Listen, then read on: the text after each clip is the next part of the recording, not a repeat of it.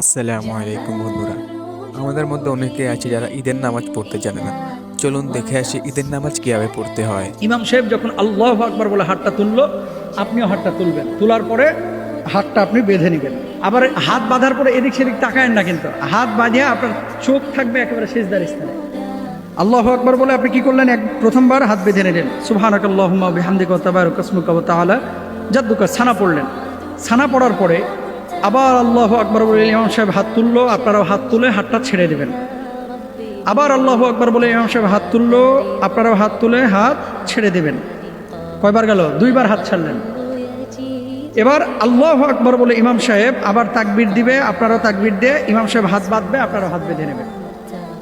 আর ডান বামে তাকাবেন না, তাকাবেন হচ্ছে নিচে নিচে সিজদার স্থানে।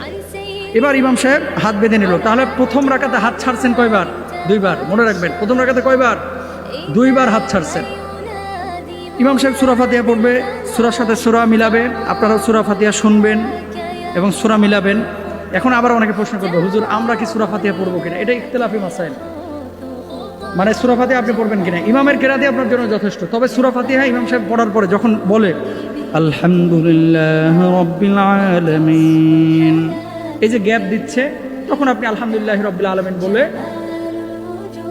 বলে ফেলবেন। মানে ইমাম সাহেব যখন ওই যে আয়াত শেষ করতেছে, এক নাম্বার, এটা একটা রায়। ইমাম সাহেব যখন আয়াত শেষ করতেছে আপনি তখন বলতে পারেন, এটা হানাফি মাযহাবের একটা রায়। তবে আপনি যদি নাও বলেন, নাও পড়েন, আপনার নামাজ হয়ে যাবে। দুই নম্বর বিষয়, আপনি তো কেরাত শুনলেন, শোনার পরে রুকুতে গেলেন, সুবহানা রাব্বিল আযীম, সুবহানা রাব্বিল আযীম, সুবহানা রাব্বিল আযীম। রুকু থেকে ইমাম সাহেব উঠলো, আপনিও উঠলেন। সেজদা দিল দুইটা, আপনিও দিলেন। সেজদার মধ্যে কি পড়বেন? অন্য নামাজে যা পড়েন তাই পড়বেন। সেজদা থেকে ওঠার পরে আল্লাহু আকবার বলে ইমাম সাহেব যখন উঠলো, ওঠার পরে ইমাম সাহেব কিন্তু শুরুতেই সূরা ফাতিহা পড়ে। আপনারা পড়বেন বা শুনবেন, দুটাই জায়েজ আছে। দুই নাম্বার হচ্ছে সূরা ফাতিহা, সূরা শেষ, এবার ইমাম সাহেব কিন্তু তাকবীর দিবে। খেয়াল করেন, ইমাম সাহেব তো হাত বাঁধাই আছে, আপনাদেরও হাত বাঁধা। আল্লাহু আকবার বলে ইমাম সাহেব হাত তুলে হাত ছেড়ে দেবে, আপনারাও ছেড়ে দেবেন। কয়বার গেল? একবার। দুই নাম্বার, ইমাম সাহেব আবার আল্লাহু আকবার বলে হাত তুলে হাত ছেড়ে দেবে। তিন নাম্বার, আল্লাহু আকবার বলে আবার ইমাম সাহেব হাত তাকবীর দিয়ে হাত তুলে হাত ছেড়ে দেবে। তাহলে হাত ছাড়লেন কয়বার? তিনবার। চতুর্থবার আর কিন্তু হাত বাঁধবেন না। অনেকে কি করে, ওই হাত ফেলার পরে এদিক এদিক তাকায় যে কিরে এখন কি করবো, এরপরে একবার বাঁধে একবার ছাড়ে, বাঁধে একবার, কার্টুনের মতো দেখা যায় আর কি। মানে একেবারে হুলস্থুল কারবার না, হাত ছেড়ে রেখে দেবেন। এরপর ইমাম সাহেব তাকবীর বলবে, আপনি রুকুতে চলে যাবেন। আবার রুকু তাসবিহ পড়লেন, সামি আল্লাহু লিমান হামিদা বললো, দুই সেজদা করলেন, সেজদার পরে সালাম ফিরে নামাজ শেষ করলেন। এরপরে কি করে? জুমার নামাজের পরে যেগুলো যে সুন্নত চোখ, যেগুলো সুন্নত পড়ে না, এগুলো কি করে? দুইটা জুতা নিয়ে মনে করেন ছাগলের মতো দেয়।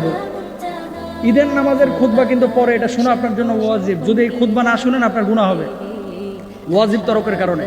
কেউ খুতবা না শুনে বাড়িতে যাবেন। আর ইমামদেরকেও আমি বলবো যে শক্তভাবে আপনারা হ্যান্ডেল করবেন এগুলো। ওই কি করে সভাপতিও খুশখুস খুশখুস করে, কারণ টুপি ছাড়তে হবে, কালেকশনের বিষয় আছে। যত কালেকশন সব হচ্ছে খুতবার পরে। খুতবার আগে টুপি নিয়ে যেটা উঠবে এটার বসে দেন, যেটা রুমাল নিয়ে উঠবে এটার বসে দেন। লোভ সামলাইতে পারে না যে আজকে এত মুসল্লি, আরে একটা টান দিলে তো 20-22 হাজার উঠে যাবে। সভাপতি সাহেবের নামাজ হয় কিনা, সেক্রেটারি সাহেবের নামাজ হয় কিনা, এটাও সন্দেহ আছে যারা এরকম আর কি টেন্ডেন্সি। আরে ভাই, যেটা মসজিদে আছে এটা আসবে তো, এটা তো আপনার বাড়ির টাকা না, ঈদগাহের টাকা বা মসজিদের টাকা। এত ভাবার কি আছে?